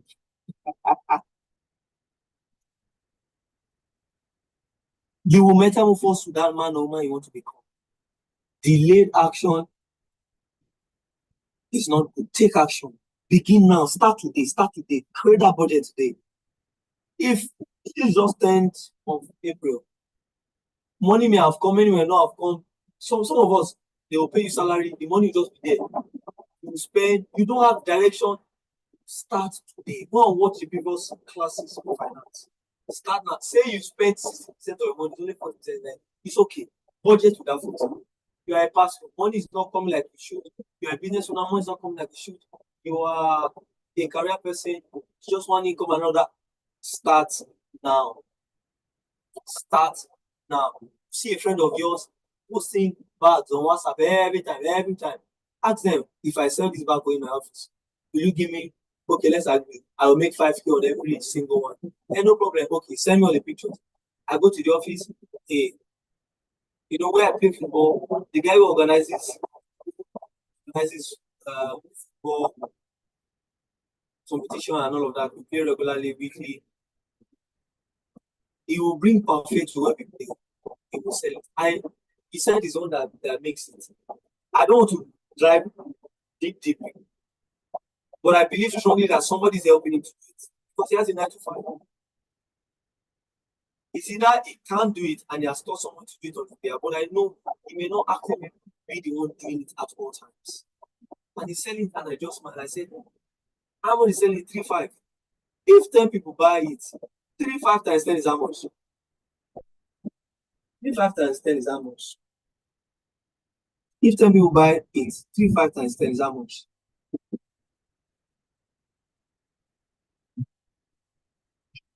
3.5 times 10.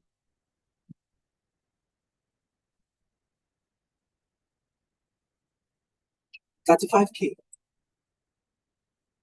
35,000. He's playing football, he's enjoying what he's doing, and he's going to make 35,000.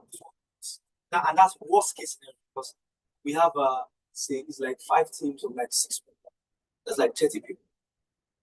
So we are like 30 people that play football. Sometimes more than that, 30, 35. Average number 30, 25 people. So if 10 people buy, it's going to make 35. If 20 people buy, that's about 70,000 on a Tuesday. Worst case scenario, you spend at least maybe 10 to 50,000 to make. Then you go and buy fruits, get ice block, buy a cooler. And if you buy it in bulk, his cost of production will reduce per unit. So cost of production maybe on one that's selling for 3.5. Cost of production will be like maybe 1,000 or 900 because he has bought in bulk. All of this advice is not really hard. Just keep watching YouTube videos on financial literacy and all of that, and you get it advanced. Remember, financial literacy is an unending process. Don't stop learning. Wealth management requires financial understanding, and financial independence is achievable through self-discipline. I hope that these 2 hours that we have been together has been a session that is worth your time and not a time where you felt they just wasted it. Thank you for listening. If you have questions, put in the chat section. If not, I would like to hear your feedback. Any questions? Any questions? Any questions? Any questions? Any questions? While I'm waiting, remember, I'm a pastor on Sunday, marketing and brand communication expert, Mondays to Fridays, a public speaker on personal transformation, a career coach, personal development, leadership on Saturdays and any days. So if you have a group of friends you want me to come to speak to, or your colleagues at work regarding personal transformation, personal development, do well to send me an email, send me. I will not collect too much money from you. This period is my pro bono period. So I'm very much open. Okay, someone said I should check my private DM. No problem, no problem. So I can have these sessions with you physically, virtually. I'm very much open. So there's the Pastor Olumide side, there's the Coach Olumide side, and then there's the communicator part of me as well that can give you crucial advice on what to do. So I say thank you, sir, for this very educative session. Yes, sir, this has been so brilliant. Uche says brilliant. Thank you very much. Divine says, can I check your date? Sure. Send me a date. I will respond. If you have questions, please do well to ask. They're doing Korede, Emmanuel, Emanuela, Eunice, Fikayo, Benjamin, Benjamina, Tobiloba, Mautosi, Taiwo, Timjope, Uche. I see success Olumide. That's why. Whoosh, glory to God. Thank you so much, sir. I've learned so much. All right. This session would be on YouTube. So if you want to go back and check, do well to watch again. Read so much on that money perspective. I may maybe elaborate next week. I may call Sister Motalani again to come and speak more to it. I'll also read more about it, then come and teach us next week Monday. There's a high chance that wisdom class might move from every Monday to maybe twice a month. God will give us a direction. Because I don't want wisdom class to become so regular that you get used to it. Over familiarity robs you of the value that you're supposed to get from a person, from a thing, from an institution, from a lecture, and from a teacher. When you're familiar with that information, also it becomes boring and all of that. So a time will come wisdom class twice a week, or twice a month, and then wisdom class will come to once a month, and then the time will come wisdom class strictly the paid session for people who want to actually grow. The Lord is opening my eyes. One thing the Lord has done for me that strangely is curriculums and outlines. He gives me curriculum and outlines, and I've been seeing this. So I want to put pen to paper, put the professional side of this gift that God is helping me help others to become who they need to be. In the next 5, the next 10 years, I want to see people say, I've become the best person that I can be. I'll tell you before, Olumide, 7 years ago, he's not a driver. I was not that ambitious person. I was just I just wanted to be okay. Not to go. Something happened to me. A friend of mine was in the United States. He told me one day, because at the point of my life when I was in NYC, he said, I'm not going to do masters. I'll just start work, do ministry. And she said, why you think like this? And she asked me, Daddy Gio is he a PhD? I said yes. Kumi, is he a PhD? I said yes. Dick Oluka, is he a PhD? I said yes. So she asked me a question. I said, so why do you want to be different? That's what she said. I need to address Olumide Yomi-Omolayo. Yes, someone said in his speech I should pray for her, you apply for a job. I don't do this regularly on wisdom class, but the Lord told me that I should say a word of prayer, that sometimes our financial decisions and actions are actually inspired by spirits that are not clean. So I decree and I declare over every one of us on this call. From now on, I shut the voice of every spirit that inspires you to make a wrong decision. In the name of Jesus. I pray for everyone seeking for a job, you will get it. Everyone putting in the work to become the better person, to become a better version of themselves, you will see results in the name of Jesus. I pray for everyone on this call that as you put to work, as you dedicate time to join wisdom class and put to action some of the things you learned, even in the rigorous time, being in Monday and in the evening after work, you will see results in the name of Jesus. Thank you, Father, for in Jesus' name. Can't wait to start hearing your testimonies. I can't wait to start seeing you become the best version of yourself. Please, wisdom class will not make sense if you don't put to action what you're learning. God bless you. See you on Thursday for Zion prayers. There will be Zion prayers this Thursday because last week there was only good service, special good service. So this Thursday there will be Zion prayers. There we can pray and we'll talk about the spiritual side of life. Today we'll talk about the soul side. God bless you. Good night. See you next week, Monday.